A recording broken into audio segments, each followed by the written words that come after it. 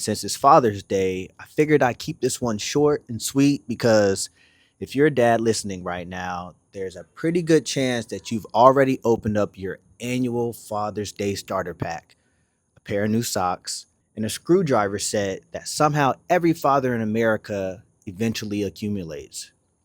I don't know who decided that every dad needs 17 screwdriver sets in his lifetime, but here we are. Now, before I continue, I want to be intentional with what I say in this next part because I'm going to use an example rooted in race, but this conversation is not about race, it's about people. Sometimes we have to examine a specific experience to better understand a universal truth. When we look back in the 80s and 90s and examine the effects of the war on drugs and mass incarceration, we can see how many black fathers were disproportionately removed from their homes and communities. The ripple effects of that are still discussed and felt today.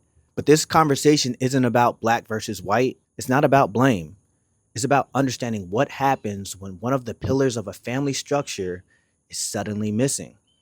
Because regardless of race, background, income, religion, or culture, fathers bring something unique to families and communities.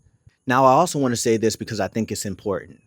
I know there are some incredible single mothers listening to this, mothers who have had to play both roles out of necessity, not by choice. This isn't meant to diminish you at all.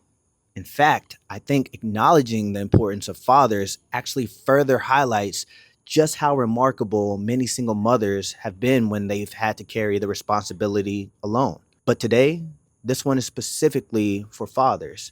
The phrase says, we model what we follow. And not everybody grows up with a blueprint. Not everybody has a present father. Not everyone had an example to pull from. I was fortunate. I had a wonderful father. There are countless things that I do as a husband and as a father simply because I watched him do them first. But for those who didn't have that example, I want to encourage you.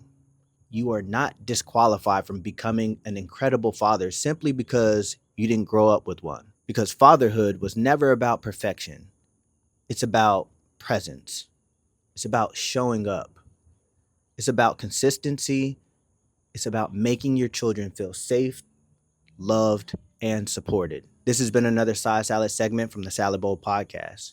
And as always, thank you for coming to the table. You are now tuned in to the Salad Bowl.